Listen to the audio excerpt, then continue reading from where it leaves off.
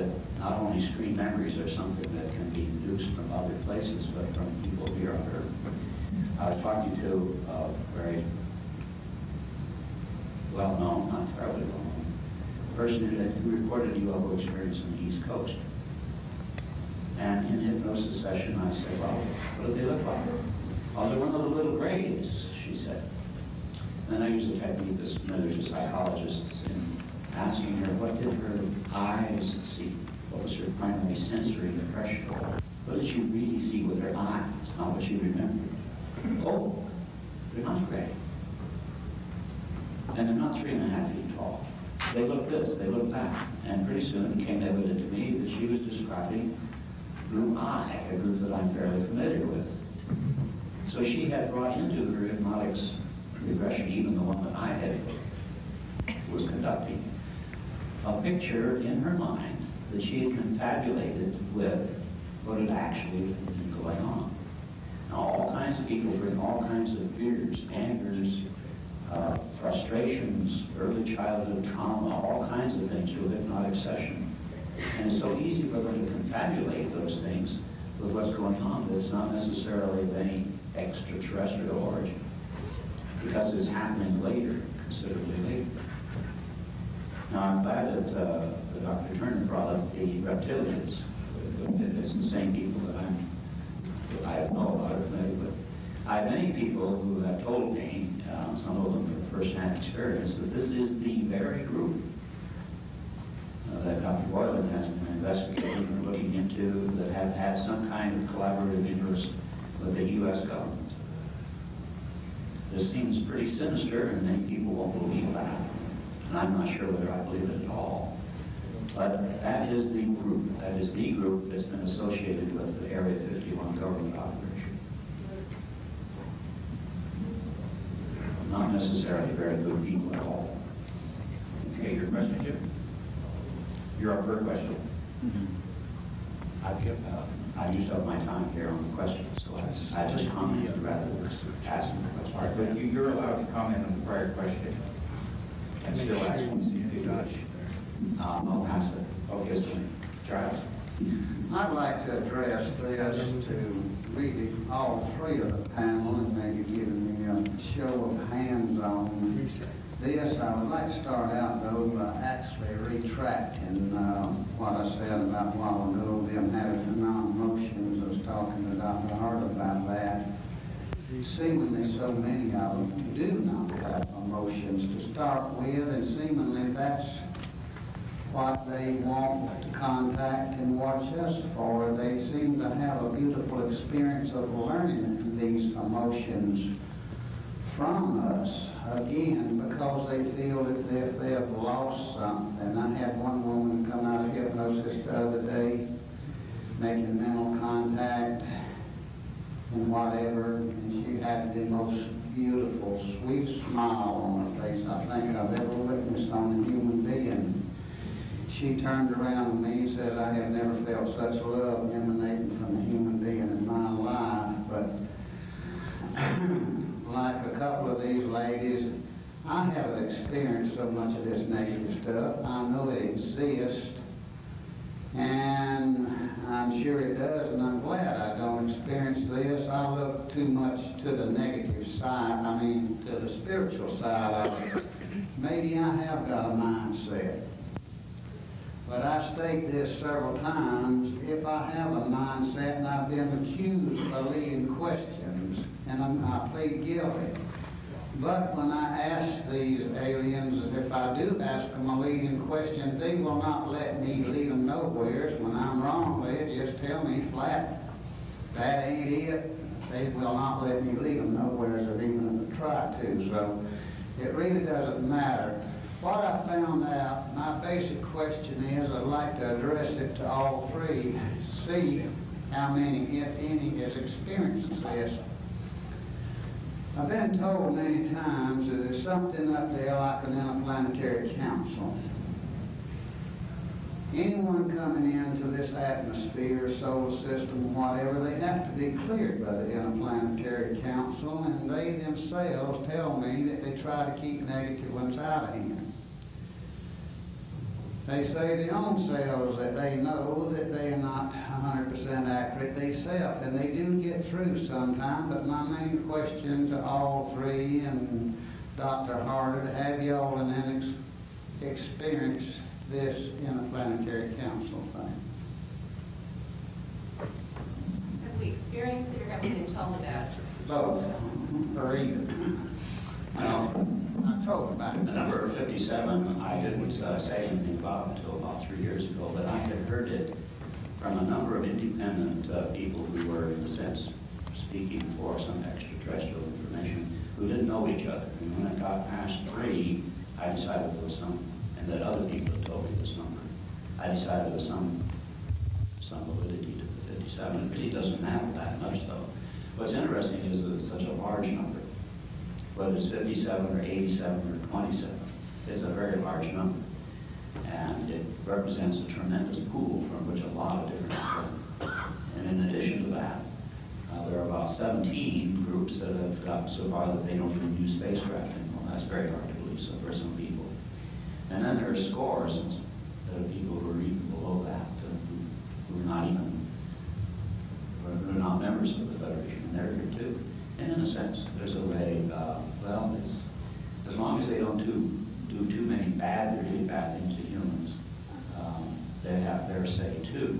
I think some people that I know are trying to make some kind of appeal to have some Federation action taken against some of the worst of these things that are happening. And they may be successful, I hope so. We have cases that have been told about this, but being told is no sign that it's true. Even though they've been told, several people unrelated have been told the same things. You can be told a lot of things, that doesn't mean they're true. I'm writing a 4th book now. It's called Opening the Closed Door. And one of the cases in that will be of a person who saw me, a scientist with syntax, who surprisingly found a past life in which he was an alien coming to the planet Earth in its early stages in order to educate people. And even though he may not have been part of this confederation, I didn't ask that question. We were just doing a regression. He was obviously on a mission here of teaching the primitive people ways of bettering their civilization. He was obviously a very good person in that civilization. It's a fascinating account. I hope my readers find it fascinating. But if there is a confederation, it would honestly be part of it because his motives were the highest, and the whole society's motives were the highest.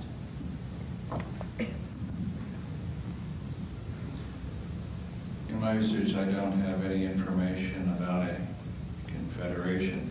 Doesn't mean it exists or doesn't exist, just that no one has reported it as such as a implied governmental or other compact. The closest I've heard to that is that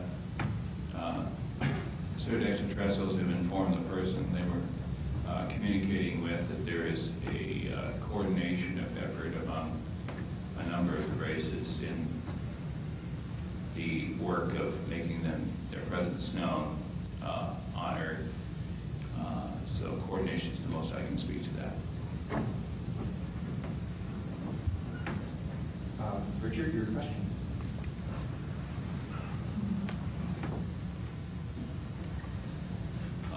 This will be for Dr. Fiore. I'd like to ask you if, I think you alluded to this, but maybe go into it a little bit more. I think your collected kind of model case had to do with the 3.5-foot tall, gray-skinned individual. Could you say a bit more about the variety of races that you've encountered, if there have been more? All right. First of all, I'd like to say that you realize, of course, that I'm a clinician, about 95%, of researcher 5%. So that if something just happens to come out fine, I don't ask questions about it because we're working against the clock and we're trying to heal the problem. But in the course of doing this work, the most common are the grays. There is usually a taller being in the ship. That being has not been described not in the ship. In other words, it's always within the ship itself. who is supervising matters, who seems to be much more human. Then there are some who are completely and totally human. In other words, they're just as human as you are, and indistinguishable. And my guess, and it's only a guess, is that this person has been created by the male and the female eggs, put together and then brought up in their culture. Then there are the reptilian ones.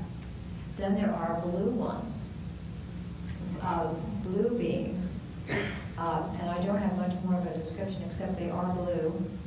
And then there's actually, this may be described by the experiencer that I brought, a black one. And it was not a Negro race, but a black one. And let's see what else. That's about it. I haven't gotten into the Nordic ones. I've had, of course I read about that, but I haven't had that come up in my practice. Edith, your question? I'm going to pass on the question. Okay. Dr. Kern? Yes, I'd like to follow up on this question. And I wanted to ask Dr. Boylan and also Dr. Harder the same sort of question. What variety of species are you having reported? And are we perhaps talking about the tall one in charge of the ship being the one that so many people call insectoid or in its physical appearance? And have any of you encountered the tall, completely human-looking, dark, widow-peaked beings?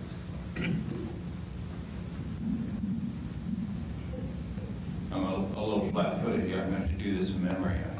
I always have meant to collect all the descriptions and catalog by racial type, but a lot of time pressure. So as good as memory serves, I'll have to do here. First of all, I think gray should be eliminated as a term. I think it leads to confusion because I have heard described 3.5 to 4 foot tall grays, 5 to 6 foot tall, 7 to 8 foot tall. Heard of people with mushroom white skin and grayish tones, sepia brown, and I think it may be an artifact of lighting and background as to whether these are all different skin colors or variations on a basic color. Eye configurations, the large black almond up, the large black almond straight horizontal wraparound, ovoid black eyes, cat slit eyes, yellow, pupil slit-like. Praying mantis type figures, not the literal bug, but a very thin, kind of characteristically posed figure that particular analogy leads to mind for more than a few experiencers. I've run across the black-skinned individual who in other ways may resemble the so-called gray to a degree. What some people choose to call reptoids, which run a range of folks with a kind of greenish white, fine scaly quality to skin. Facial features tend to come down a bit with more of a, I wouldn't say snout, but more of a protrusion out from the face than the classical gray with 2 nostril holes in the slit. Humanoid types, but in almost, I've never run across a Nordic that I believed. I believe Nordics may well represent a cloak memory. I could be wrong on that, but the few white Anglo-Saxon, I don't know if they're Protestants, but that I've run across, I asked the person, now, I want you to really notice detail here. I want you to peer intently at that person and tell me exactly what you notice. I hope that's relatively non-leading. And in every case, it penetrated through to a so-called gray or some other extraterrestrial figure. I can't tell you that Nordics don't exist, or as Edith is talking about, perhaps some folks that would pass, in the back of an alley of a bar at 2 in the morning for a human, but I have not particularly run across carbon copy humans that survive the penetration stare test. cloaking does go on. I think calling it deception is an interpretation of motive. In my experience, I've seen the cloaking go for purposes of humanity. Little kids were shown an angel or a Jesus figure, and later on they could penetrate through the true nature of the being when they were under hypnosis in a supportive setting.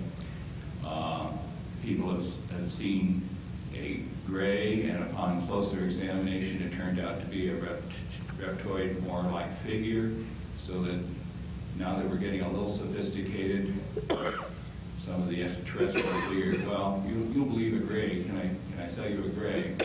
Actually, their appearance is a little more bizarre. I think they want to let you down the primrose path gradually. So those are the variations come to mind right off the top. Do you mind if I just answer your question, even though you did direct it? I just remembered two more things. In my book, in one of the chapters, the person who looked like a gray, when they went into a certain chamber, they moved through kind of like a suit that just stayed. In other words, they slipped into this tight-fitting suit. And the eyes were really goggles to protect them from light. And the gray was just a very, very tight, practically like skin-like bodysuit, but underneath they had kind of like a crinkly brown skin. So I just remembered that. Also, when you mentioned praying mantis, a lot of people do see praying mantises. And another thing that happens is I see it as not a screen memory imposed upon the person by the aliens, but by our own defense mechanisms. So this is something we learned about in psychology, that, for instance, and I see it all the time, like the sexual abuse, it may be a stranger who has done it, and then upon closer examination, it's a family member. That's just a defense mechanism of the mind. This automatically is the screen memory like the owl. So I don't think, we don't know whether that's coming from the aliens or from their own mind.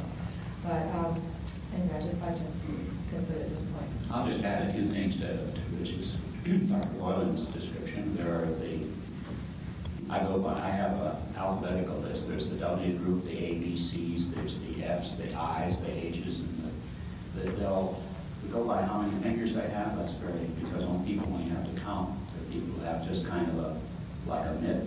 Other people have 6 fingers on each hand, 6 fingers on each foot. They're really not feet, they're just 2 extra hands. And they float, so they don't have to stand on anything. And when they bring all 24 of those fingers to work, and the fingers not only fold this way, but they fold the other way too. They have a fantastic ability to do surgery. That's a group that are not even based on water as a fluid system. They're based on gases. I think that there's some really fantastic possibilities out there. And then there's another group, we call them the T group. They don't have hands, eyes, ears, or any sensory input except psychic. That's their only input to their work, to the outside world is parapsychological. Are they the balls of light? That's another group that appear to be balls of light, and they don't even have a physical body that's visible. And there are about 17 of those, and appear in different places. So you can see the enormous variety. Given, say, 100 or 1 billion years of evolution, could be achieved. Well, they don't even need that evolution, because when someone dies in this world, sometimes they are seen as a ball of light afterward. They bounce around the room, or they present themselves as a ball of light, and their personality. And the person who sees it usually knows that that's their mother or whoever. Charles, did you want to comment on the question just a touch? Yes, I wanted to make it more as asking a question, I guess, to the whole group. I find so many of these people lately that fit in the category, easiest I know how to explain it, is most everybody here has probably read Ruth Montgomery's book, Walk-Ins. Of course, like I was speaking to Wendell Stevens and Lee Bob here last night, and this book come out, see, when the walk-ins got real popular, and we find a lot of them. But walk-ins basically were Ruth Montgomery, I think, was a spirit type situation, but it also fit into the alien field, and of all things, right out there in the hall last night, everything was quiet. There was only 2 or 3 people out there. Got to talking to a girl, and everything was quiet, and I hypnotized her right behind the book counter where I was selling the books. She fit in this field of what I call walk-ins, and in a way they're alien beings. Seemingly they have been altered genetically in the womb. Of course, they was born in normal fashion. Most of them feel that they're out of place. They don't feel close to their parents like a lot of people do. They don't feel close to the brothers and sisters. They feel as if they don't belong on this planet. They can't wait to get away from it. They feel total misfits. And on and on and on. We could talk about this. This girl related this last night right out in the hall out there under hypnosis. How many of y'all are running across this same situation, may I ask? All right, Dr. Harlan, if you would. I have quite a few people who feel that way. And of course, if you look at some of the daytime soaps and some of the nighttime violence on television and a few other things that go on in this earth, even a perfectly normal human being could feel that this is really the right place for him to be. So if you can imagine a more spiritually minded, perhaps advanced intellectual alien having visited here, maybe as a volunteer, might reflect some of those same attitudes. In my book, the case that has stirred up the greatest interest from readers and people like that, readers and people who talk to me about it, is the case of Dan. And he was a captain of a space cruiser and retired to the Earth, and he zapped the original inhabitant out of the body and just took over when the person was a child. And now he's in that body, and he's a grown man, of course. And he was a grown man coming in, but he was in his child's body. I know Ruth Montgomery personally, and I'm very familiar with the concept of walk-in. And most people don't have a clear understanding, so just in case the audience has not read her book, a walk-in is a highly developed being who wants to come back to the earth plane in order to carry out some mission or to make a contribution. They don't want to have to go through infanthood and babyhood anymore. And they want to skip those years because what they want to contribute has an urgency about it. So therefore, they make the 2 souls, the incoming one and the outgoing one, make an agreement that they will switch. Maybe the person who's in the body wants to commit suicide or is dying or something of that sort, but the body can be resuscitated, so to speak. So they make it, it's a mutual agreement. In other words, it's unlike the case of Dan, where he just zapped the other person out. But they don't go through, according to Ruth Montgomery, and who defined this term, they don't go through the infanthood and babyhood, so that may be a completely different thing.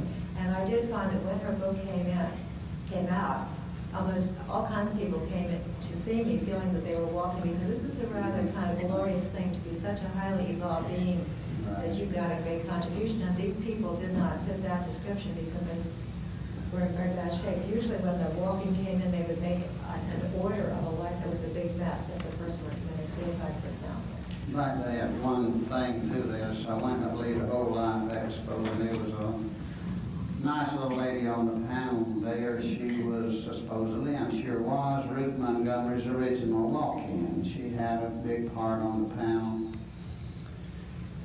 And as I understand it, it's stated in the book by Ruth Montgomery. I haven't read it. That really she didn't write it. Somebody wrote it for her. Well, this young lady that was her original walk-in, as I understand it, was the ghostwriter also of this book for Ruth Montgomery and her original walk-in. And we met at a meeting and had a lot in common, got to do extensive talking, and wound up back with her friend at the dormitory they were staying in, and I hypnotized her and found out that it wasn't just the walk-in, but she went into this other phase of it as also being an alien. I've not run across what I understand to be classic walk-ins in my research. I have a couple things I could say that may be what people are calling walk-ins. One of which is a number of experiencers are reporting an extraordinary sense of not only kinship, but in the bonding sense, but kinship literally with extraterrestrials in the sense of, where these people live is my real home, or perhaps ancestral home. Not that the extraterrestrials are their biological parents, but way back. And I want to really underline this 3 times, very tentatively beginning to move to the position that we as a species represent some biological engineering a while ago by extraterrestrials, and that therefore there may be even a bit of genetic memory represented and enhanced and built upon by the repeat visits now by these extraterrestrials saying, don't you get it? I hear that time and time again. Don't you get it that, why you have this feeling of recognition of us, They don't want to lead the question too much, but it generally boils down to a sense of implied kinship or stated kinship. There is one case where, while I was doing regression to retrieve an abduction or encounter experience, the person spontaneously popped into a past life memory. Now, I don't know quite what to make out of that yet. I'm not a real large past life person. Jury's out on that for me evidentiarily so far. But no classic walk-ins. And the follow-up would be to Dr. Turner. I think when I was rattling on, I forgot to answer your central question about the figure in the back. And may I ask, on the left in the back or on the right? The taller figure that tends to stand to the back of the examining table with the classic ray abduction. Is there a side that the figure tends to show up more on? I'd have to look back and see if there were one side more than that. Well, in my experience, it tends to be the person's left. That could be wrong, or not necessarily always the case. What is often there is either a very tall so-called ray, taller by a good foot or two than the rest of the folks, or another frequent occurrence is a hooded figure wearing a robe with a hood, often the face in shadows, so that the person cannot accurately describe the facial features of the figure, to the extent that people have seen the person turn halfway into the light. They've reported sort of either a tall gray or in 1 or 2 cases a reptoid, I believe. We've had the hooded figures in budget. Dr. Turner, did you want to comment on the walk question? Well, I wanted to comment on something that he said. I don't know if I should wait till it's my turn to ask a question, but it brings to mind that if you talked about moving tentatively toward the idea that we may be a product of some genetic work, I think this turns up a lot. And my thinking on this has come from those who said if we are their product, therefore they have the right to do really with us what they will. We belong to them, they created us. And I sort of think about that in children and parent terms here in the human relationship. Yes, the mother and father create the baby, but that does not give them the right to do whatever they want to with that child. The child does reach a point of emancipation and has a sovereign right to certain respect and limits as well. And if we are their genetic creation, I certainly think we may have reached a point where we are 21 now and no longer need parental intrusion without at least asking. Okay, I think we left off questions with Dr. Hart. I want to make a short comment and then I'll ask a question, Dr. Boyle. I think it's important to distinguish people's feelings that there's a unitary, there's a kind of we're hoping getting over the idea that there's just one group out there and that they're doing this, they're doing that, they're doing this, the other thing. And so to comment further on what this means philosophically, I think is amiss. But I have a question for Dr. Boyle. How many of your people that you've talked to, and maybe Giles also, and perhaps Dr. Fiore, actually bring back stories or messages of what the ETs think that the humans should be doing to advance our own civilization, advance our own understanding of ourselves, and perhaps our own spirituality? How many of your people bring back things of that sort from their encounters?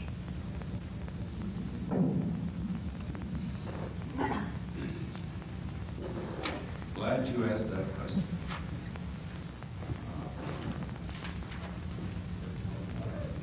I tried to digest in my publication on 2 pages the messages that have been gotten.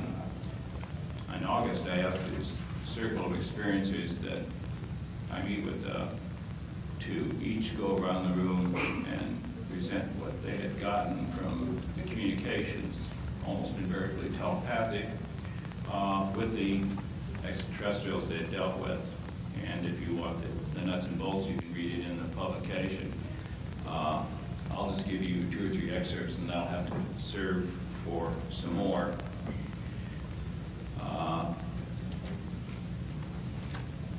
I got a feeling of wanting to be bonded with the ETs. I found myself missing them. When I was with them, I had a sense of peace, love. You become part of the principal ET individual dealing with you. He becomes your counterpart.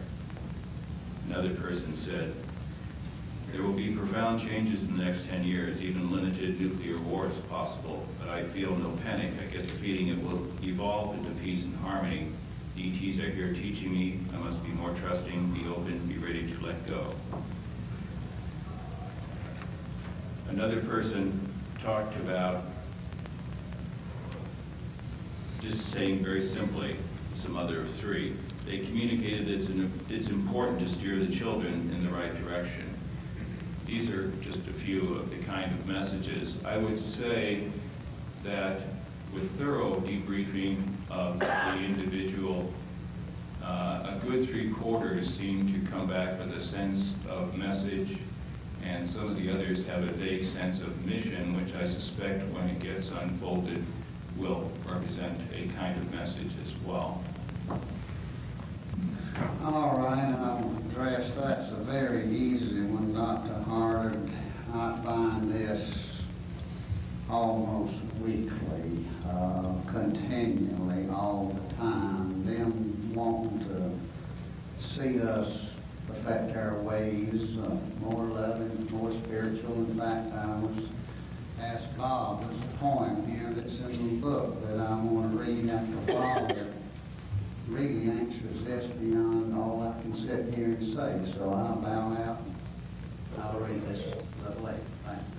What do you want to read now? No, he wants to close with it. Whatever.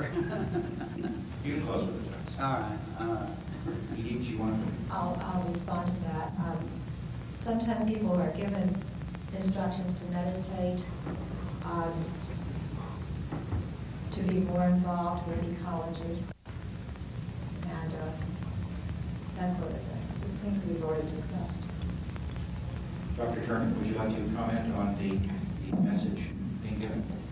Yes, many of the people in the cases that we've collected have been told they have a mission or a job or a task they're going to have to perform, and the time limit does vary somewhat, so it makes it very hard to know what aspect it is to believe, but many have been told by 1993 they will be switched on to do their jobs. They won't have a choice about it. They will be where they're supposed to be, and they will do what they're supposed to do, not to worry about it, but they won't tell them what the job is going to be.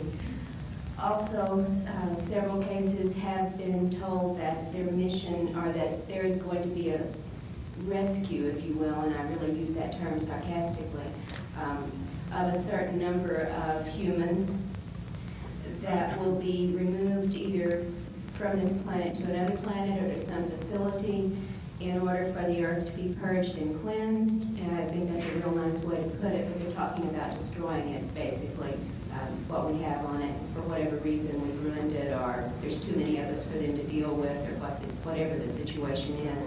And they vary from person to person. Some have been told that they'll rescue 12,000. Some have been told they'll rescue 1.3 million.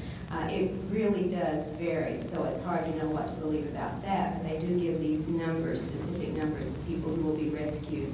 And then we will either be returned to the planet once it's all put back together, or will be put on some other kind of planet. And several have been told that they're growing new bodies for us. Those sorts of messages. Dr. Fiore, your question? Okay. I'd like to preface my question with a comment. I've been doing this work since about 1975, and I have only found about 5 cases of people who have been forced to have intercourse. And I'm just going back into my memory. 3 men and 2 women that come to mind in all these years. And as I said, I've worked with probably about 400 people. And I feel like I've done a pretty in-depth analysis of their experience. It hasn't been researched, but they've gotten over their problems, and I feel like we've gone from A to Z with it. My question would be, I'd like to ask every other member, the other 4, starting with you, Giles, what is the incidence of sexual abuse that you have come across in your years of working with these people? That has been perpetrated by the aliens? Yes, in other words, that the aliens have forced the man or the woman or the child to have sex. I find that very little, and again, like Dr. Harden said, because I guess I've got too much of a mindset that I look for the better things, I guess, and seemingly I receive them. I do find not too many sexual things. I have found one lady that had numerous ones with the reptilian race, I believe one of you mentioned a while ago. And she went into detail of that. According to her, she had 3 children in outer space. Give the ages of them.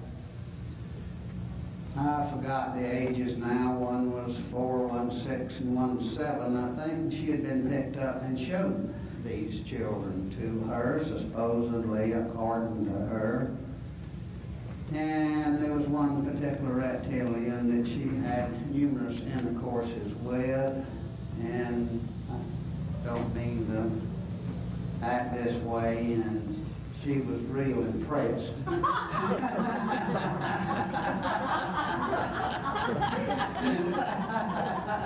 Didn't even cause conflict between her and her boyfriend.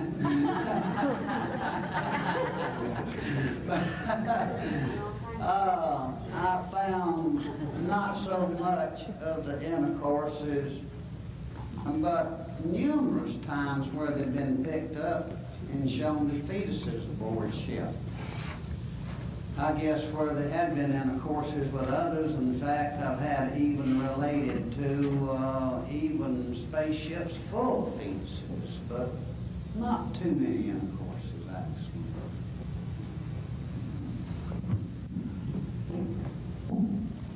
I want to speak to this topic because it's very emotionally charged, and I think it's an area of what my research tells me is large misinformation. The number of sexual intercourse cases I've run across is 0. Now, that doesn't mean I haven't heard about sex in this context, but let me tell you what I've actually found. The extraterrestrials are very adept psychologically and telepathically in inducing mental visualizations when they wish to for various purposes. Some of the, may I be so bold as to say, low-lifers, although they're still technologically ahead of us, are still doing ovum and sperm harvesting from time to time, but that's a very tiny percentage of the cases I've run across. The kind of lurid figures you hear out there, I find no corroboration for. What I have found is 2 things. One of which is that a visualization of a sexually appealing person, more likely human-looking than extraterrestrial, although I think one possibly might make a case for the latter, has been presented to the person so that they feel they're in the experience of either having sex with their girlfriend or something like that, boyfriend. And it isn't the extraterrestrial mounting them and having sex with them and passing the girlfriend or boyfriend off as him or herself, but a visualization designed to be stimulating so that sexual hormones rise, and apparently for extraterrestrial breeding and breeding material extraction purposes makes a healthier specimen take. This arguably may be a manipulative kind of way of getting the result, but it does not represent mounted intercourse. In all cases, the methodology is similar to the way we do artificial insemination instruments, and no personal body parts of alien inside. The other thing I've run across, and I think this really needs to get out in the clinical community too, I don't know how many therapists are here. I've run across repeated cases, and I think I'm starting to get that with colleagues, of people who for a long time have thought that they were the victim of incest because they remember somebody coming in their room at night, pulling back the bedclothes, and touching their body, including some very private places. And as best they could tell, it looked like Uncle Charlie or Dad or somebody. And upon revisiting the experience, it turns out two things. I'm not saying all cases, believe me, there's plenty of incest going on, it's terrible, and it needs to be acknowledged and treated. Let no distortion go forth on that. But there are some cases where this is a cloaked memory for an extraterrestrial encounter and palpation kind of scientific, medical, presumably investigative process. And so the extraterrestrial, in order not to frighten the person, took on the appearance of a familiar figure. The other aspect is that while a person may have remembered sexual penetration, when they are asked to notice exactly what's in there, is that a penis in there or not? No, it's too small for that. No, it's too short for that. And it's too metallic-like, it's not, in other words, a penis. So that is a misinterpretation of an experience. Now, these are kinds of highly charged sexual encounters that you can see if someone doesn't get highly skillful analysis of the experience. You go off saying they're out here helping everybody they can get their hands on. I can't talk about anybody else's research. I've run across 0 cases of my own. You assume that the penetration was technical rather than biological, and therefore there wasn't a sexual case. Do I understand you right on that? I don't know quite what you mean. I don't make any assumptions. I let the people tell me what they see. But you interpret what they tell you. No, I'm telling you what they told me. I think you did. I thought I heard you interpret that you heard sexual material, but you considered 0 cases of sexual intercourse. So if you'd heard it... I told you what the cases were. They were mistaken incest cases and eroticization visualizations for which there was no physical mounting and body penetration actuality to the visualization. Okay. But the person felt it was a real experience. The result feeling was real. Right, okay. Yeah, we've had this as well. I agree that sometimes what seemed to have been a human incest episode, and I know of one in particular that's very telling, it turned out not to be human at all. But I think we have to look, on the other hand, those who would say that the memories of sexual encounters in abductees stem from real sexual abuse or incest cases, and these are the mask for them, have to be thoroughly examined, that doesn't really hold up. There are a number of abductees who were sexually abused as children, just like there are non-abductees. But they remember the sexual abuse as well as the abductions. So it doesn't seem to be working as a screen. They have both sets of memories. We also have cases, and I don't know what you would make of this to make it a misinterpretation, where it's the mouth that is penetrated, not the genitals area. And when they get up close and personal and clear their vision and look closely and use the staring technique, they see what clearly appears to be an alien form of a penis. So we do have those cases as well. I see a little interpretation going on here where a metallic object could be considered a penis in the case of Boyle's remarks. I think people do bring to some of their experiences, some of their own fantasies. I know there's a well-known case being circulated in other parts of the country of a man who's drawn pictures of this alien beautiful lady who seduced him repeatedly and showed him on board a craft thousands of children that he had fathered. What a marvelous fantasy that is. And he was being seduced by this beautiful lady, and that's another fantasy, of course. And then when the pictures that were being put on the screen were passed by a panel of people, I mean, I know some people who have fairly good access to the galactic records. They said there are no such creatures as that exist to our knowledge in the galaxy.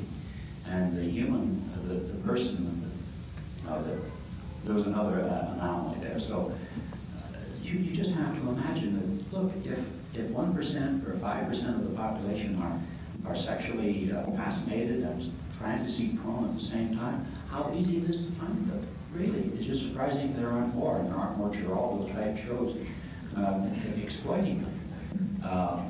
Joan Rivers can find all kinds of people like this with a drop of a hat. And maybe she'll get onto this and she'll have a heyday with our stuff too. But I want to get beyond, if I can, this preoccupation. Oh, by the way, let me answer the question about whether I have had people. Yes, there have been 2 people, 3 people who reported, and I do believe they had real sexual intercourse. That they really enjoyed it. It was fantastic. They weren't forced on them at all. And I have various explanations for that, which is to a certain extent hypothetical. But I haven't found anyone, with one exception, who believed that it was forced on them. And then when I looked into that more carefully, it was a confabulation of earthly scene. I've never heard of anybody having been forced. And this is over 25 years and maybe 20, 30, 40 people a year. And you'd think that if something like that came up, that I would have seen it. I've never seen a forced rape scene. Okay, the last question now for the panel, to the panel. We'll start with Dr. Harder and work back this way so we can Giles on this part. Well, I do know, and I've in preference to my question, that people do get this sort of message of hope for the world.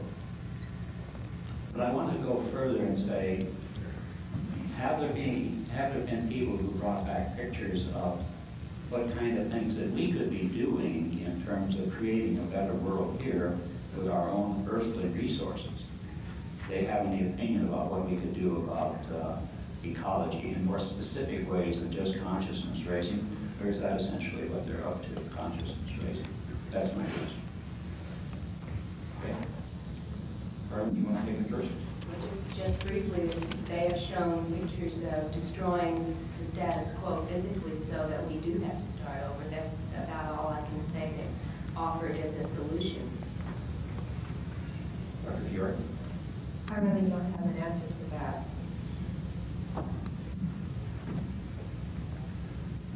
Information I have received from the experiencers suggests that the concerns about change, end times, cataclysm have to do with our destruction of the planet and our aggression against each other, not theirs. It's very obvious with their technology that they could conquer us anytime they felt like it, if not chosen to do so. But they are very concerned about what we're doing to our own planet. And I think they must have a sort of galactic Sierra Club attitude that it's a shame the planet's a terrible thing to waste.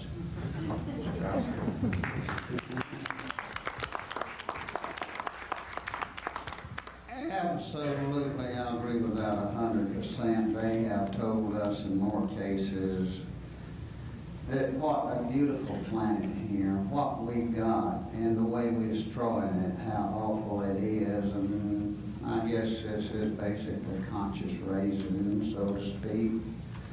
They can't understand our hate, our jealousies, our greeds, our wars. And again, we'll go back to the poem later. We'll bring this to surface. Thank you. Karla, your question? Yes, how many of you had cases in which the abductees have reported being taken not to a ship facility but to an underground facility?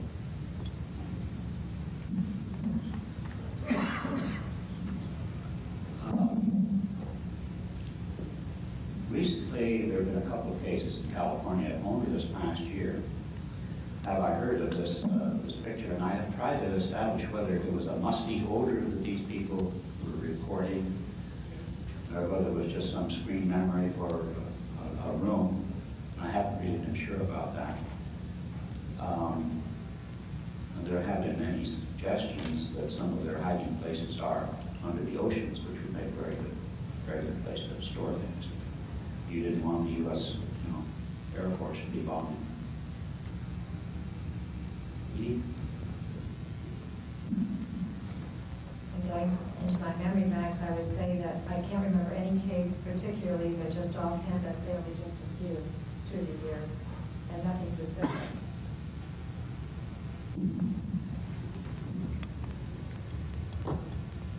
I believe that I've run across a couple of cases. The one that comes closest to mind is a cave in a mountain, and the experiencer was taken there twice. Car and himself pulled up inside the saucer, and the whole shooting match inside the cave. The saucer opens up, he's extracted, car stays inside saucer. We even have a pretty good idea where the cave is when they say, I can try a luck, knocking on the door and seeing what happens. It's near Knights Ferry, California, but closer than that, I do not choose to be at this point. Charles? I know a lot of people don't believe in a lot of these challenge sessions. I do, and I'll be the first to admit you have to take it with a grain of salt. But yesterday in a challenge session right up in my room, Ricky Monroe and myself will be on stage here, one we done, and it's talking about storing places. The alien went in and described in detail around the world where the basis was, underwater, etc., what sections they were, basically what they've done. And a question I've asked, I don't know how many thousands of questions, they say there's very few pictures of a cigar-shaped flying saucer. And I happened to think about this, why a cigar-shaped flying saucer? They told me exactly, without stuttering one bit, that this was their transport cargo machines. They wanted to move equipment, huge, just like our vans, our big planes. The cigar shapes was the transport of large, numerous stuff. And went on to what bases they was going to with these, and so much of this stuff, I take it with a grain of salt, but I got a secretary at home that transcribes this stuff. She's not into metaphysics, she's not into UFOs. And the only thing she cares about is a few bucks an hour she gets for the typewriter. She brings this stuff in and she plops it down on the desk sometimes and she looks down at it. She says, this darn stuff just makes sense. And most of it really does, if you'll just try to not be biased and say it ain't so and analyze it. Such a large percent of it, it just does make sense. Thank you. Dr. Turner, at this point, I want to put the question back to you, if I may. In your experience, what has been reported vis-a-vis underground facilities and people being abducted? Yeah, we've had perhaps in the last 4 years, maybe 9 cases that have reported being taken into rather large underground facilities.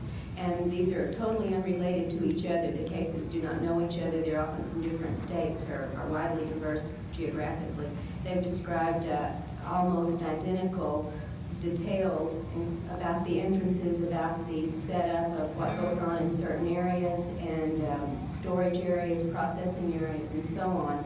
And these are coming from what I call virgin cases. They're not into ufology. They don't know John Lear or Jacques Vallée or Bud Hopkins or any of these names. They're not part of their background, so they're not getting this material apparently from an external source, but they're reporting very close similarities and details to these underground areas. And that's why I was interested in what other people were getting as well. And oftentimes they are reporting humans humans involved with aliens working in these facilities. No. What was the question, Dr.? Yes, if they were square cornered. Very often there are rooms that are human rooms with human doors and human desks within these, but the facilities seem to have been hewn out, so they're not overall square. Dr. Fiore, your question?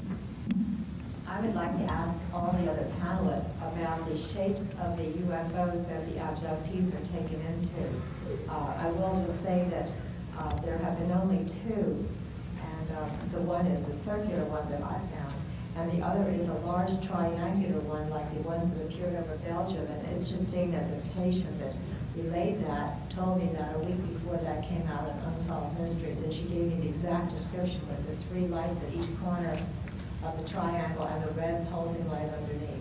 It was really amazing. And then, of course, it was on Unsolved Mysteries later that week or the next week. So I'd be interested in hearing about that. I think the literature is pretty complete with the different sizes and kinds. No, I mean in terms of what the abductions are taking place. Mostly people report just the immediate vicinity. I do remember the Travis Walton case. I was taken up in a small craft, but anyone who was on a large craft wasn't very well published. I don't think, unless it was in his own book, he crossed a large hangar deck in which there were three smaller UFOs parked. To get to a still distant part, this must have been a huge craft. And that's one of the more remarkable accounts that come back. Dr. Turner? Honestly, very few report the external description of the craft. They may have seen a craft before an abduction, but they don't necessarily see themselves going up to that craft. There's normally a loss of continuity between the encounter and the room or facility where they're being examined, and many times it seems to be not on a craft, actually. Sometimes they're very messy. You hear about all the nice sterile white light and so on in the areas, and there are those that do turn up, but there's also some very messy, smelling, hurried, crowded areas with tons of equipment that we might call computerized equipment, just crowded and shoved into the areas. So it's a variety of places. Dr. Walton?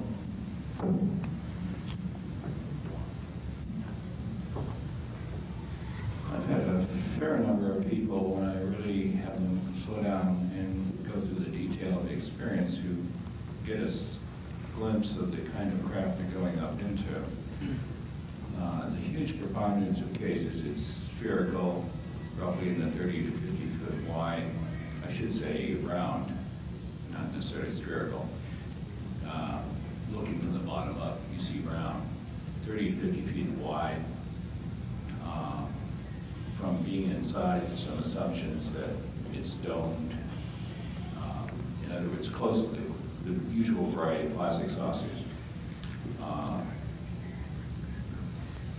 I don't know that I can pull right off of memory variety on that. So, Okay, thank you. Giles, the question as to types of craft? Most of mine, like Dr.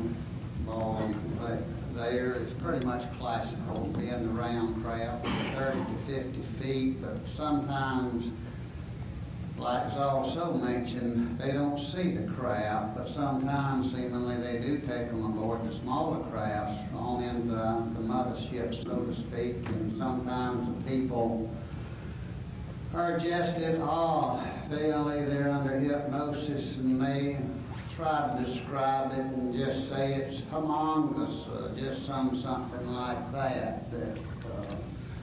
Lord knows how big it is. There's one landed at Hastings, Florida one time several years ago, and it was reported by the main real estate agent in town there, and it's quite a thing of its day. Dr. Heineck and all of his staff come down and investigated it, landed in a field out there, and presumably it's some other ship that just came down and landed in plain view in an old field.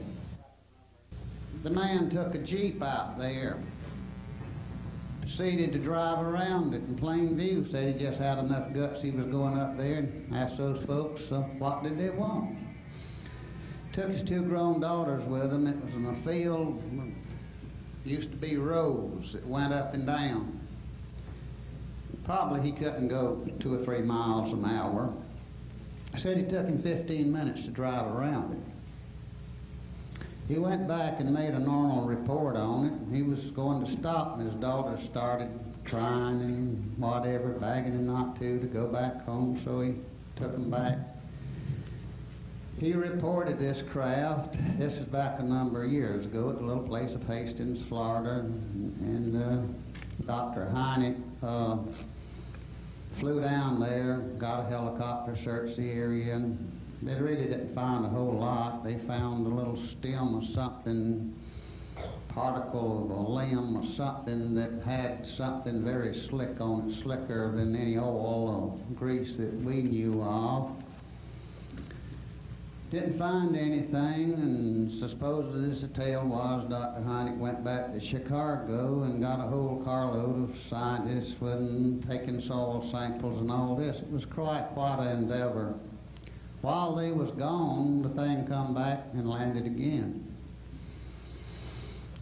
And this fellow that done all this reporting, like I said, he was the main real estate agent in town. He was head of the Masonic Lodge, and there got to be so much publicity about this thing that it's on his farm there, and he had his own little real estate development, and I got this in a slide presentation I show back home. He decided to capitalize on the publicity of this thing, and he hung another sign under his real estate sign, says extraterrestrial landing site. I got a slide of it at home, and they still really didn't find anything. Some company done a little documentary on it. I interviewed and talked to one of the deputy sheriffs that worked the thing, and it's the first time that I'd come across. Apparently he had a little visit for the men in black. It's the first time I'd ever heard of them. This has been 15 years ago. I think I'm being told here in hush up. Thank you. Okay, Dr. Boylan, your question. And our first question. My question's real simple, Dr. Turner. Could you answer your own question about the different types of aliens that you've seen? That I've seen personally or that we've had reported? You have reported in your research. All right, we've had the gray beings that I really don't consider to be aliens, considering they're always under somebody else's control, so I don't know about those. The praying mantis type or insectoid type, which is tall and has the very slim arms, very slim body, and seems to be in charge quite often. Another tall type with round eyes, with a round mouth that at least one individual has been allowed to touch, and has very spongy interior surface rather than teeth, and deeply wrinkled skin, that's a grayish-brown color. Reptilian sorts that are robust, have a scaly type exterior ranging from green to muddy brown with clawed and webbed appendages and quite functional teeth. The ball of light figures that often use either verbal or telepathic communication and they simply look like a basketball-sized light source. The human-looking blondes, but like Dr. Boylan said, many times, and we've had at least a couple of these cases penetrate enough with and without hypnosis to see that the blonde was a screen of some other sort of being that actually, in the one case the person had memory of without hypnosis, was rather bumpy and purpley and almost slick or wet-looking in reality, and this that had used the beautiful blonde image as a cover. The short gray, the very dark, black, slim figures that are often robed or hooded. And one that the person called Mr. Green Jeans because he saw it when he was a little boy and Captain Kangaroo was on, and it was about 2 or 3 feet tall and glowed almost neon green and floated. This is the best description we could get on that. Thank you. Next question.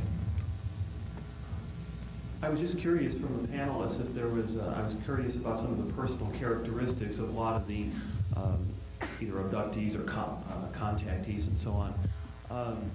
Dr. Turner had made a comment about that our planet, as a planet, we're 21 now, and that they can kind of leave us alone, that we are okay to our own devices. I'm just curious, of the panelists up here, just to signify by raising your hand, are any of you currently smokers now? I was curious if any of the contactees or abductees, do they have what society is considering to be undesirable personal characteristics such as smoking or drinking and that type of thing? Who are you addressing that question to? Jim. Generally speaking, a very heavy concern for health is a part of their life, sometimes taken even to extremes. You might remember the case of John Salter, who had an encounter, I think, 3 years ago, and who, after 1 year, more or less, getting used to the idea, completely stopped a very, very heavy tobacco habit. Apparently that had been something that had been put in his mind by what he believed to be an extraordinarily benevolent and caring group of people. Would anyone else like to comment on that? Karla? Yeah, we have people who smoke, people who drink, people who mess around, people who had drugs, people who have never had any of those, people who eat meat, people who don't. The only characteristic, I don't know why maybe that is an offensive characteristic to some of you, any one of those may be, but we don't have any one kind of personality or characteristic that seems to denote the abductee as being somehow different from the general population, except they do seem to be very intelligent and very morally benevolent. My findings are in agreement with Dr. Turner's.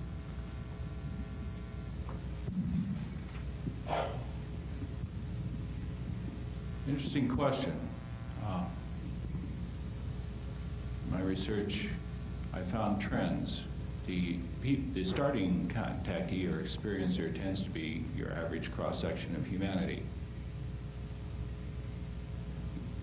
White, African-American, Chicano, Asians, youngs, old, middle-aged, both sexes, all socioeconomic classes.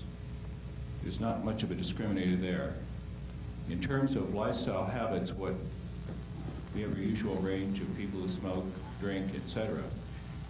But what we notice seems to be happening over time as people kind of mellow with the experience and presumably are being influenced by either thinking about their previous experience or in many cases renewed contact, at least at the telepathic message level, that more and more of the group are moving away from tobacco, away from alcohol use, towards vegetarianism, towards either earth spirituality or Native American religion or something in that spectrum.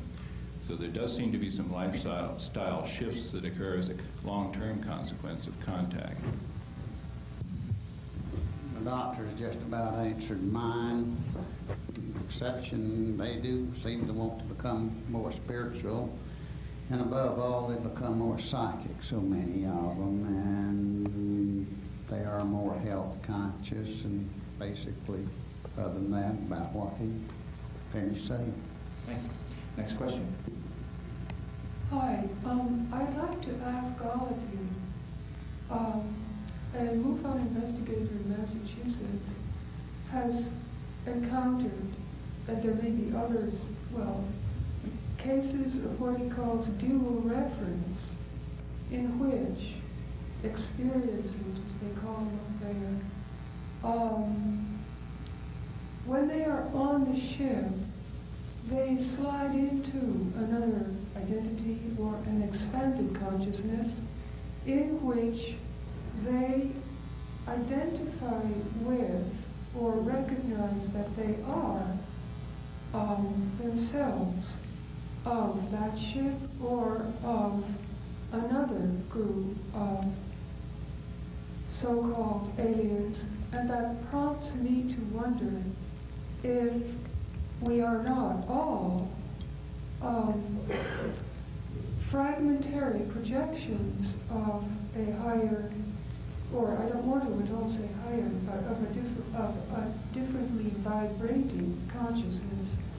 But that really, well, I'd just like to know what, if you have found cases of dual reference. Okay, let's start at the far end, Dr. Hart.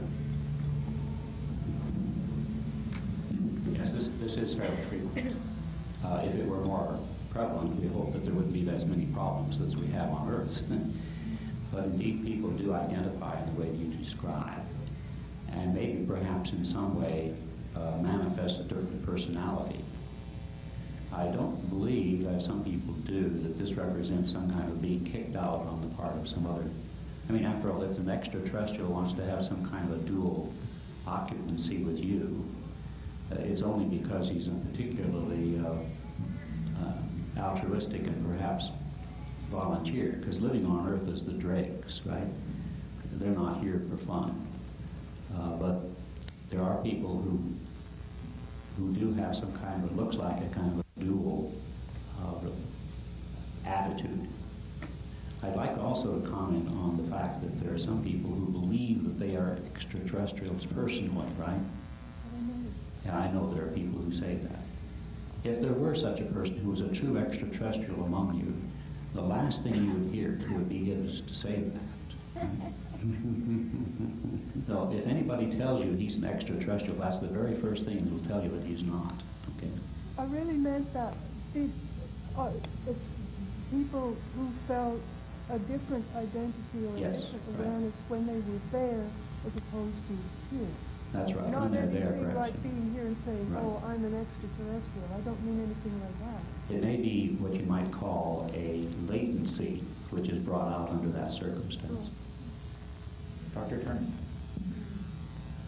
Yes, we've had some of those cases where they feel like they're part of the crew when they're up there, or for some reason they didn't remember it each time they go back. But one in particular case, 3 women were abducted in New Mexico a couple of years ago and taken to what they all 3 separately described as an underground facility.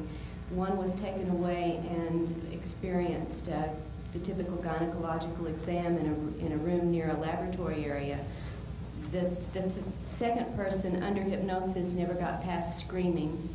And the third one remembered going in, walking over to an area, putting on a suit that matched the suits of the aliens there, sitting down at a computer-like machine, and said, I punched in my code and began working. So, and this was not something she thought before or after, and really has trouble accepting even now. Dr. Fiore. I've had a number of people who have had that experience where they feel that they're with their own kind, and they long to go home. There's a lot of that. In terms of percentages, I say about 5% maybe, just off the top. Dr. Bloom. As I understand the question, I don't think I could report that kind of altered state of consciousness with that nuance to it. I have found a number of times a couple other things that maybe what you're talking about, or I'll just put it on the basis of what people I've dealt with have experienced. One of which is, as Dr. Fiore has said, a sense of kinship, more than quick friendship, but a sense of ancestral kinship.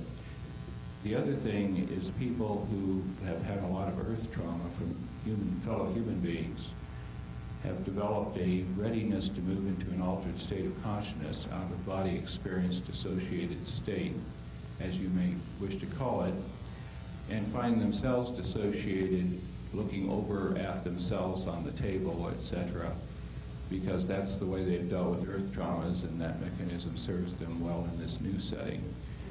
But as I understand you technically asked the question, I cannot confirm that. Giles, your experiences?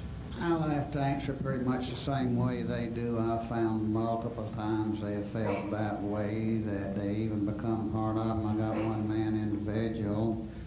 Supposedly he was aboard for 9 days, and supposedly it seems they was from a planet that the Mayan people was from, and they even taught him their language. And I know this sounds way out, but the big button this thing under hypnosis now sometimes is boy does speak what we think's Mayan. He speaks it fluently. I done one session where I had to scold him to get him out of Mayan and back into English, if that's what he is, and he writes in it. Supposedly he was aboard in 9 days. This is kind of hard to overlook. Next question. I have a two-part question basically addressed to the whole panel. First of all, can any of y'all explain why UFO sightings come in rashes and why we have low zone? And have y'all had any reports from my home state, basically, which is Georgia, because where I come from, we are currently having sightings and by people every day and every night. Thank you. Dr. Art, you want to start? Yeah, perhaps they moved from to Georgia from Alabama, where you may recall the 5 sightings of about 3 years ago. I'm not sure whether that's some kind of an experiment to determine what a large number of sightings would do to the psychology of a local group of people. I mean, maybe they are very interested and concerned about what would happen should there be a more intense evidence of their actual physical presence. And they might take some place like Fife, Alabama, or Belgium, or some small place where they can have kind of a close observation of the effect. And that might be an explanation of what you observed. Dr. Turner? I don't have any explanation that comes out of the experiences in my office, but I just have some hunches. And one would be that the activity is increasing year after year in different areas, and sometimes it subsides, but I think that we are being prepared. All you have to do is look at the contents of the movies and the documentaries, and you can see. It'd be interesting for someone to plot the frequency of movies that are related to UFO and aliens, and it's just increasing and increasing. And I think that it's very significant that E.T. was chosen twice to be shown on Thanksgiving because we had such a huge viewership. So I think that it's a way of getting us prepared. I mean, that's just my own personal guess. It doesn't come out of any kind of finding from my office.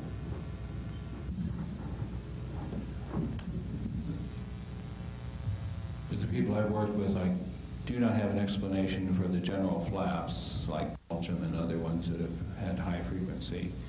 I do have one sense of purpose and frequency that is in the future, in the very near future, and that is the content of several people's communications received from extraterrestrials while doing a close encounter. And that's that there will be increasing numbers of sightings and increasing visibility and increasing sort of in your eye kind of undeniable public kinds of sightings mounting in the months and year ahead as part of a conditioning for the open revelation of the extraterrestrials widely among us despite the government cover-up. I agree with basically the above there. I believe for a number of years that the extraterrestrials, along with our government, is spoon-feeding us in a lot of different ways. Could take 2 hours on that. Like these contacts, I told somebody the other day that I deal with and hypnotize. They're coming out of the, so to speak, the woodwork now. I've had as 4 and 5 different ones a week, and I made the statement that I think it's being changed now from being spoon-fed, and I think there's a little small shovel being used instead. So. Close ones. Next question. This is for Dr. Fiore. I was curious to know if an update on your case study with Dan. We're so anxious to get back on his background and whether or not his experiences might be used to be, that he might be able to be, if you have any comment, if his experiences here might be useful in some sort of future time as a big operation or something like that. I haven't seen Dan since I wrote that chapter. We talked on the phone about 6 months later. He was very, even though I had invited him into my office to do that work, because he was not a patient, he benefited therapeutically from uncovering those memories and felt much more at peace with himself. I have no idea as to his future use. But that's an interesting question. Everybody's curious about Dan. I think that he was the star of the book. Thank you. Next question. Okay, I have two related questions. Do any of you know any ways of protecting yourself, your family, from alien abductions? And I think that's where the smoking question came from, because my wife had read somewhere that smoking can protect you. In fact, she took it back up for that particular reason.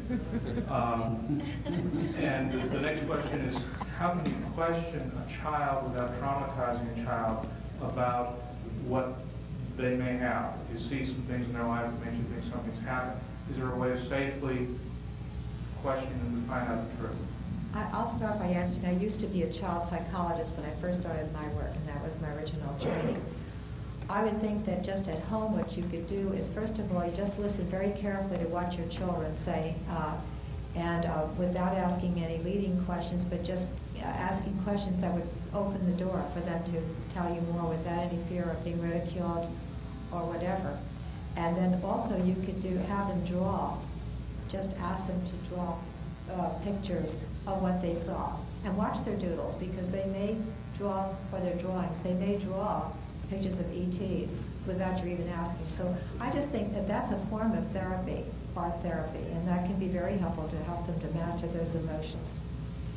So that would be the answer to the one about the children. As far as protecting yourself by smoking, tell your wife to stop smoking. She's killing herself by smoking, and she's not protecting herself at all, because a lot of my abductees were smokers. And also, by the way, I would like to add that after repeated abductions, they some of them have given up drugs and drinking too much and are cleaning up their act, so to speak. As far as how can you protect yourself, I'm sorry that I have to be negative about this. I know there is one lecturer who feels that you can use your free will and surround yourself with white light. I don't find that does any good. I'm sorry to report that. But my own feeling is that maybe in the rarest of cases, but as a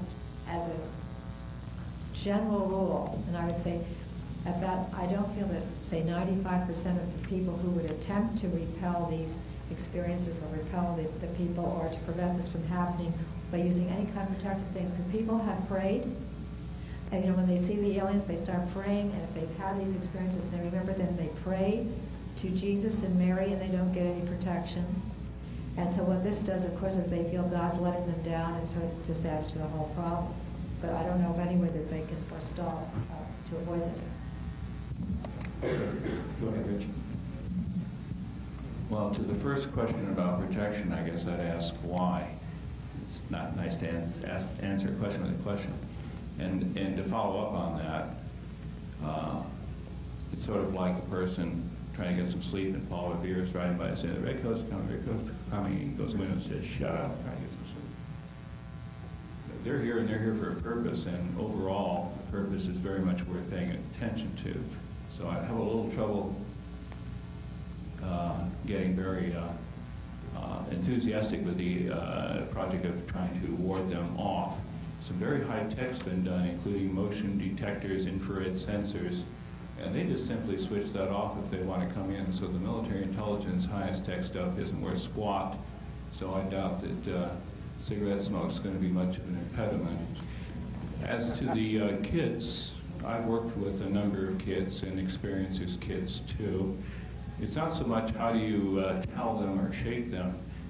The kid has the experience in the way that they have it already. All it needs is a respectful listening to, some eliciting of further detail. In most cases, I think hypnosis with very small children is not indicated. Other ways of evoking what the experience was, as Dr. Fiore so well said, the classic form of art expression. I found puppetry to work well. Kids can talk through the puppet stuff. They don't have to take ownership of personally.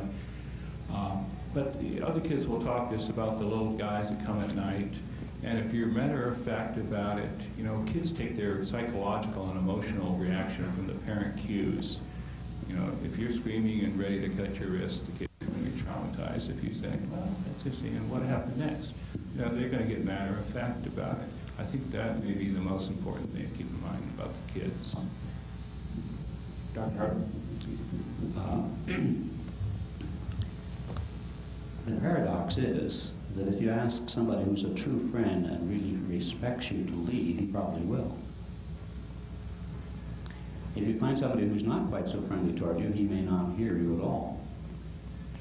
So I would suggest that telling somebody to leave is probably counterproductive, or at least not very effective. But I will say that in many instances over a long period of time, I have been able to get into the person's communication with the extraterrestrials that they're familiar with, sometimes channeling, whatever you want to call it, and engage in a two-way conversation. And frequently, a misunderstanding has taken place that can be straightened out. I could give you many examples in which whatever seemed to be an intrusion or something else has been relieved by a rational discussion. Seems very strange to you, I'm sure. In which people's lives have been essentially improved by better understanding, and furthermore, some kind of insistence on the part of the extraterrestrials for a certain course of action has been deflected when they realize that it's not the best thing to happen. They'll actually listen, believe it or not, and they're very rational people. Well, for those of you who know the answer to why try to get them to stop, I will offer at least one possibility.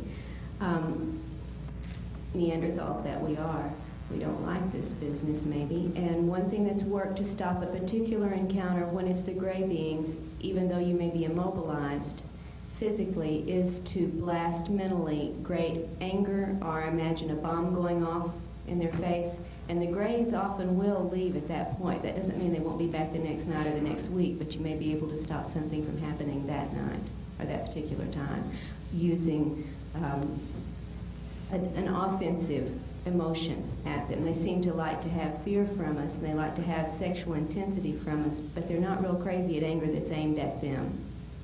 And the second part of the question, dealing with children? Well, I'm not a therapist, so I'm not going to pretend to answer that question. I agree with what Edith has said, that it's mostly in listening and not letting the child feel that you do not believe the child, that they'll be open to talk to you about what happens. I would like to just say one thing in relationship to what Dr. Boylan has said. I've seen traumatized children. I don't work with children any longer, but I special favors to some of my ongoing patients. I have seen their children, work with them for a while, and or refer them to a colleague. But they have been very highly traumatized. Bedwetting, not having to sleep on the floor next to the parents, not being able to go in the hall, having a phobia, the very same things that happen to adults. So it isn't like these are benign experiences for these children. I mean, they maybe, in some cases, they may be their little blue friends. One person referred to the child as the little blue doctors. But other kids are very, very traumatized, just like the adults are. They have symptoms, terrible symptoms. So it's not something, I mean, I would not want it for my children or grandchildren at all. I mean, if they came to me crying and screaming and saying there are people there, I wouldn't just say, relax, this is for your benefit. Absolutely not. And of course, I would more or less know what was going on. I'd get help for them, and I would just feel horrible that I couldn't stop it from happening. I think that would be the worst thing as a parent to feel. Giles, did you want to address those two-part questions? I haven't worked with children very much. I run it on occasion. One little lady I got that I've been hypnotizing for some while, she's been abducted and all kind of things has happened through her, and she brought me one thought, said she thought one of her little daughters, I believe was about 7, 8 years old, had a visitation one night and brought her to me for hypnosis. And sometimes I have fair luck with children above 6 years old. It's not one of my preferences to work with, but anyway, it's on the level they are. As I mentioned, the little girl in particular called them watermelon heads. Yes, talking about the craze, and it was right open and joyful for her. I had one little boy in a channeling session with his father, said that they would start picking him up, and supposedly was to pick him up this particular night. And there was quite a lot of information, and after that, the next night, they was all in my living room, and this little boy was real young. He would sit down and draw one flying saucer after another, draw inside of the flying saucer, make a fairly good drawing of being beamed up, and et cetera, and et cetera. And it's something the way they can express it sometimes. Thank you. Dr. Harper, did you have a comment? I just wanted to make sure that the audience understands that many of the people who are reporting these things are reporting them on the basis of people who come to them in trouble. And it would be a real mistake, I think, to call it and to unify the whole thing out there and to make it easier for us to discuss it, to be sure. But if you just talk about people who come to you in trouble and who are traumatized and children, I have lots of children who are perfectly happy, and they understand it a lot better than their parents. They don't have that reaction at all. I have a 1, 2.5, or 3-year-old, and when she can remember, when she was 2.5, she saw the moon, and she said to herself later on, "The moon is going to come down and visit me." And the moon was out in the backyard when she went there at 3 o'clock at night, and she had a very calm, very pleasant, no examination. They just wanted to say hello. Later on, when she was 12, they saw her more. And these are, in my experience, far more typical than the scare stories that come to the attention of psychotherapists. May I just comment? Sure. Since I'm a psychotherapist, many adults, after remembering, well, a particular abduction, I'll ask them to go back and remember their first one. And it occurred as a child, and invariably it was very traumatic. Now, there are cases in which a kind person or being will come and say, "I will see you when you're 12 years old," or whatever, and they establish a good relationship.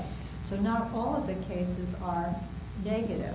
But I would say that in doing a regressive hypnotic analysis to the very first one, it definitely was negative. In about 95% of the cases, these kids were traumatized. Thank you. Next question. I have a few observations and a question I'd like to address. One to Mr. Hamilton. There's Dr. Hamilton. No, Giles Hamilton. Giles. You mentioned the cigar-shaped ship, and I have heard about ships that were so huge that they would be as large as the city of Los Angeles floating above us. I wonder if any of you have had any experience with any reports of something like that. I've had them reported, I mentioned a while ago, and described it, and said the only way one fellow, he described it, he said the only way I know how to describe it is humongous. Mm-hmm. I had them described not as big as Los Angeles at St. Augustine. I had one described through a channeling session one time that everybody in St. Augustine, Florida could be put in it. I've had them described as 10 miles long, and it's unreal. It's unreal. Then I had a question for Dr. Turner. In listening to the Billy Goodman show, which you may not be familiar with, it was emanated from KVEG here in Las Vegas from 89 to 90, about almost a year's period before it got shut down because of Global 2000, the Kissinger depopulation plan. And in it, there were calls, people calling up about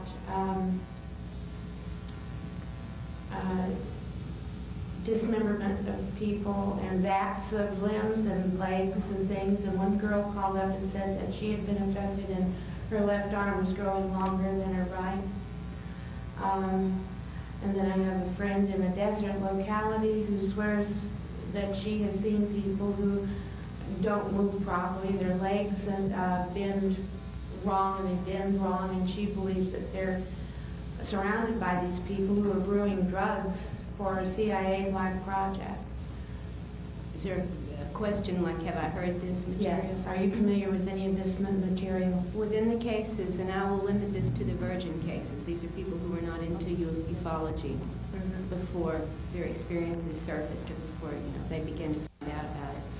We have several reports of underground facilities where bodies are processed, and we have had very similar, if not identical, descriptions of certain things, not that you would think of if you were trying to make up this description that makes it suspiciously believable that they have seen or have been induced to think they've seen the same sort of place. Whether these are real experiences or false experiences, they are multiple experiences because we have several people totally unrelated reporting these.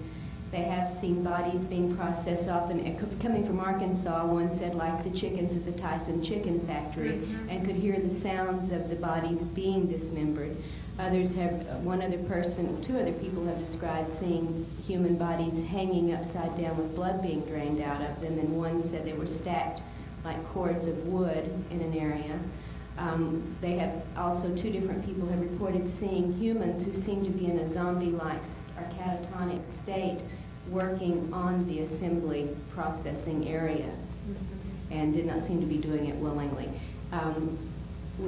Yes, the underground places have come up in virgin cases, not in UFO fanatic cases, not in people who've read this material.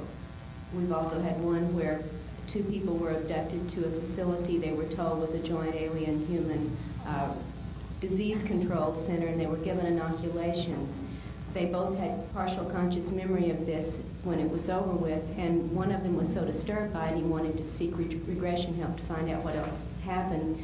The ETs came back to him and said they warned him not to do this, he was not to look into this any further, and if he did, they would kill the other man who was with him, and they described a very peculiar situation in which this death would occur. And he told his friend what message he had received about this, and the man encouraged him to go ahead and try to find out because they were both concerned to know the truth. He did seek regression on the first time when he got back to the state where he lived with this other man.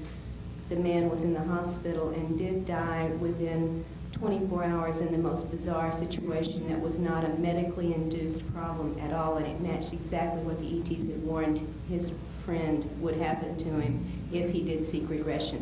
I know that's the horror stories nobody wants to hear, nobody wants to talk about, and they're not politically acceptable, but these cases are as valid as any other case. Whether there is validity across the board, that's something you're going to have to decide.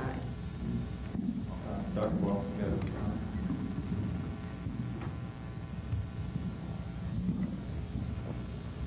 The cases I present to you represent people who I've screened for psychological serious disturbance. And as a result of that, I have 0 cases of such lurid tales. I think the inference there need not be elaborated further. We understand the inference. I really do. Well, it's not a lack of evidence, it's not evidence of lack, of course. And I think we have to take everyone's data as it may pertain to something, but not necessarily infer that it's the whole thing that is happening. Now, there are many instances, and I have investigated people who have had some experiences in some of these underground facilities, and they're not very nice experiences. And they have involved certain kinds of extraterrestrials, and according to their testimony, humans. And it's the humans that are doing the bad stuff. Not that they're not in some kind of collaboration, but I want us to make sure that if we get into this wild stuff, that we realize that it may not be anything but it's all typical, and it may be something that we as humans need to ourselves face, because it's not. Now, these people are being paid out of black budgets, right? And I think it's time that perhaps one of our new presidents is encouraged to look into some of the things that our own humans are doing and making it appear in many instances to be alien malfeasances. I'd like to add one more thing here. And I want to rebut just a Sorry. Dr. Turner made a very interesting statement that this was just as valid as anything else that was presented. And she was not claiming that it was valid or invalid. And I think that you have to look And all that we've told you, as you just have to see whether it fits right for you. You cannot take any of this as facts. Some things are facts that we're telling you, but when it comes to what is remembered under hypnosis, that's why I use the term clinical validity. If somebody has a symptom and they remember something and they get over the symptom, to me there's a clinical validity, but it still could be a fantasy. It just doesn't make sense to me as a fantasy. But in other words, what she said could be a fantasy, and the man did die, but on the other hand, it could be completely true, and I think you have to look at everything that we say up here in that light. Certainly there would be records, wouldn't there? Yes, The of course, hospital. and I would like to absolutely resent, Richard, the implication that I can't tell a deranged person from a sane person. This person in particular that we're talking about is a second-in-command city official of a large area. He is certainly competent in every other form of his life. There is no indication of any mental illness. There are medical records to go with this. He absolutely will not go public with the story because he is frankly scared to death. In the other cases of the people reporting the underground facilities, as I said, if you want to give me a criteria to judge their mental capacity, I'll be happy to apply it, but I hope you would think I would know better. I mean, I don't have a PhD in psychology, but I've certainly had a training in ascerning and discerning material and people that I would not work with anyone I suspected of mental disturbance. I would send them to a therapist. And none of these cases I've talked about qualify as mentally disturbed. Go ahead. Rebuttal of rebuttal. Only a qualified psychotherapy professional can discern people's psychological states. It's not as simple as they're schizophrenic or they're well.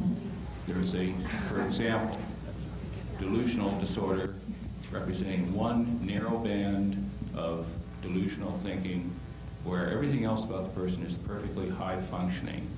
Arguably, certain people have headed Fortune 500 corporations and perhaps headed the United States as president with such a disorder and function very well from many criteria of functioning. The other thing I should say to this is psychological disturbance does not just include delusional states and other such clinical entities. As I said further, the evidence, I think, is mounting that there is a serious black operations, probably military intelligence, mediated effort to stage pseudo-abductions and pseudo-alien chambers with the most god-awful stuff, of which I'm sure these reports represent just a sample, designed to peddle the psychological warfare agenda that the aliens are evil and we need to crank up the Star Wars weapons and blow them out of orbit. I cannot show you the classified documents to prove this. I think the evidence will continue to mount.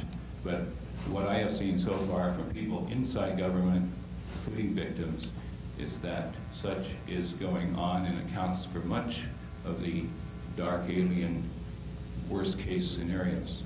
Moderator's prerogative here, please.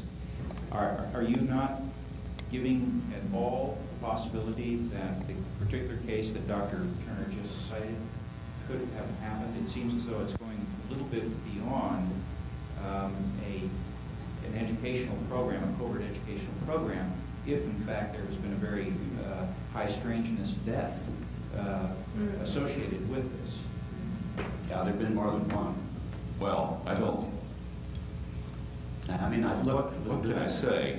The covert folks, killing somebody does not give them pause if the stakes are high enough. I see. Okay. That's certainly not a criterion that it can't be covert ops. All right, then, okay, so then my understanding is that you're saying, yes, certainly this could have happened, but you don't particularly think that it's alien influence. Well, I don't rule out a few criminal elements in the lower aliens working with criminal elements on our side, but I take exception that that is being pandered about as the representative case or the very large percentage case of what's going on. Oh, okay, fine. That clears it up for me. Thank you. Dr. Hardy? I would also echo that we don't talk about it very much because the evidence is a little bit fragmented, but it's getting more solid. And that evidence that there is one group of what Dr. Boylan calls the low life of the universe is working with some of the low life of the U.S. government. And who they are, of course, they won't tell you. They don't even, but there's a $35 billion black budget, and that's that's enough to cover a lot of activities.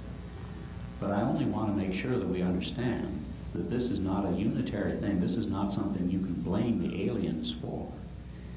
In fact, if 95% of them are actually, they abhor this whole thing, and perhaps they'll have something that they can do about it from the other side. But we've got to think about what we can do about it from our side. We've got to get this world in order. This is just a, perhaps even this is a small point relative to the other things we have to do about controlling population, ecology, and many other things that they are trying to encourage us to do, to encourage us to take on a more spiritual and loving attitude towards each other. These are the main issues I think we have to address. And this other stuff is a sideshow. It's very serious, and it's very serious to the people who are being involved, but I shouldn't wish us to think that this is something that is essentially central to what we really want to talk about.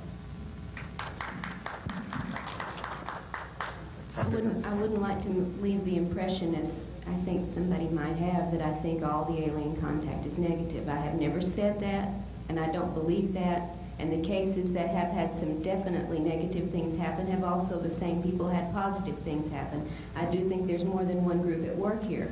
What I'm trying to do by pointing out this other side of it is balance the picture a little bit, because you get a whole lot of how wonderful the aliens are, and you get very little about the other side of it, and both things are as valid, one as the other.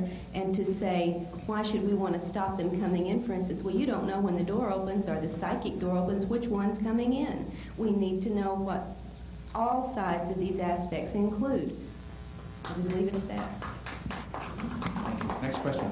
The first question, it's been my understanding that the Greys, the so-called Greys, are here doing the genetic experiments with us primarily to create this hybrid race, being that they are more technical and lack some of the emotion that we have. That they're trying to create some kind of a master race, or a race that can have the best of their qualities and the best of our qualities. And I'm just curious as to what your understanding of this is, what your views of this are. Are you addressing it to a specific I'm member? sorry, yeah, any one of the panel members. Okay, so we can start at the end and work this way. The Gray's purpose. Well, first of all, we're making a certain amount of inferences. We're making hypotheses on the basis of very limited information. That there would be hybridization makes sense to some people who don't know very much about biology and how many millions of how many millions of base pairs there are in the human genome. The Human Genome Project is beginning to appreciate it's a fantastic problem. Now, to hybridize human physical bodies, fantastic problem and hardly worth it. But if you want to improve a person's psychology and making him into a more loving person, more psychologically capable of dealing with things in a positive way, that might be a hybridization of a certain kind that's relatively easily effective. Right? That makes a lot more sense to me than that there should be this crazy physical hybrid system, which is biologically and technically not necessarily impossible, but so far so difficult that it doesn't seem to be any worthwhile. I mean, after all, humans are perfectly well adapted to our environment here. The oxygen does not smell bad to us. Nitrogen smells good. I expect I'm meaning primarily from their purpose and why we're here. But you see, you're asking a question about their purpose about something we don't even know is happening, okay? So you can't you can't make an inference about something you're not sure is actually true, okay? I guess I was just curious about things I had heard.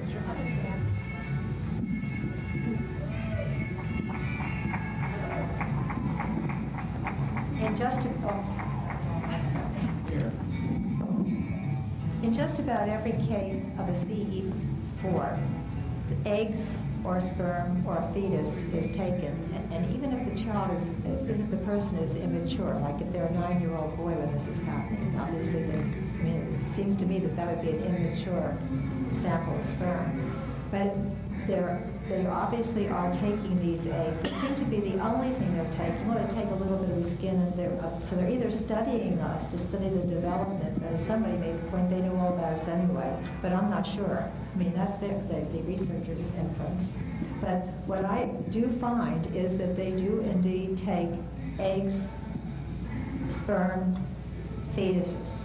I've also had people who have been taken back to the ships and shown hybrid babies, and you're going to meet one of these people. My experience, where I brought one, we'll be talking about that today. So at least in one case that we're seeing today, this has happened, and my memory serves me, there have been plenty of others too.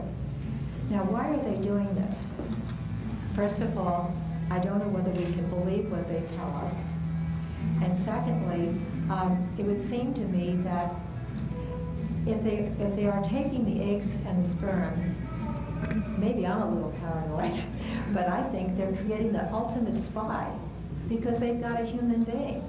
They can do a test tube baby and have a human being that would be indistinguishable from us, raise them in that culture and put them into our culture. Their bodies would be adapted to this culture. Maybe they'd be in some kind of sealed environment there, but they would be a wonderful spy. I mean, this would be great. Since all of our governments have spies in every other place, why can't they have some spies? So that's one thing. And why they're doing the hybridization, I don't know. There's some kind of theories that they don't have emotions and they can bring emotions in, or they're weak and they need our genes. I don't know.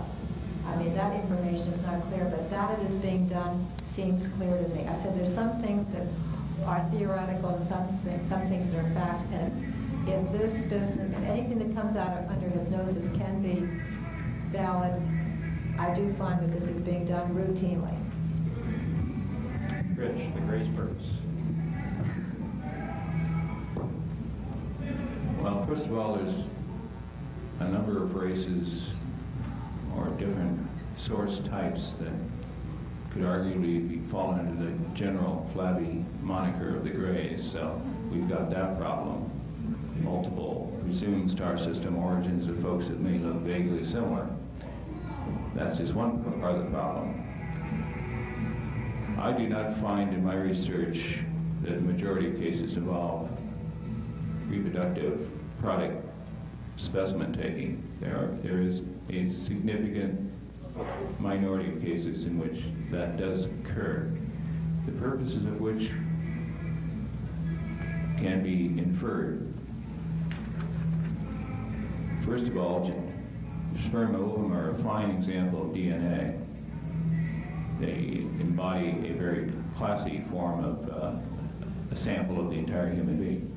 Obviously, that's where babies come from, why they resemble their parents.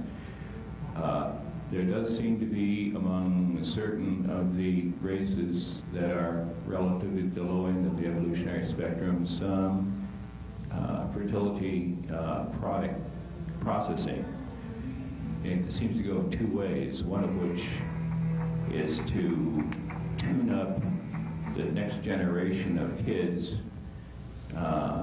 This is partially information, partially inferred by perhaps modifying the genetic code of the fertility product and then reinserting it in the contributors so that their subsequent children will have enhanced qualities. Another line of endeavor appears to be borrowing these products possibly for use on off-planet subsequent fertility. A third case seems to be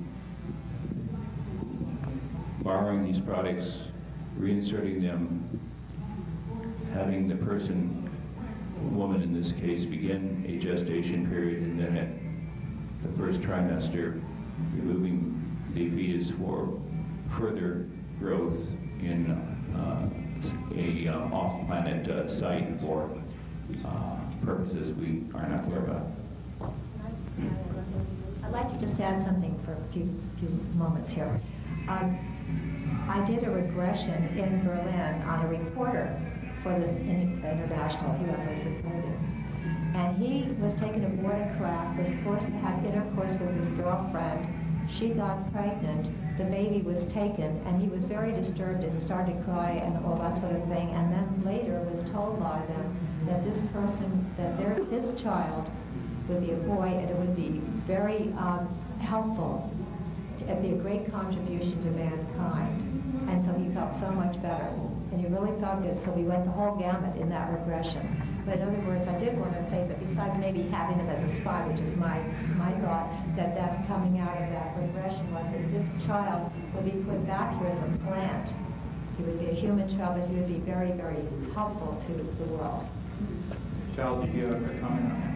No, not really. I can't add a whole lot to this because, like I said, I've only dealt in the gray stuff a little bit for the last year, and I have one woman, I don't know why, apparently in her shin down there. I've got a slide of it at home where they took out a particle of bone, and I'm finding, I don't know if they finding out, a lot of times, particularly in women under the hairline, we find it implants. It looks something like a birthmark. It's not in one particular concentrated piece. It's flaky. It's covers usually an inch, sometimes 2 inches, like a light birthmark, and it's not all red. It's kind of mingledy like, and this seems to be the ones that they usually channel through. Whenever I find this back of the neck, they usually will make mental contact, and that's about all I have to add.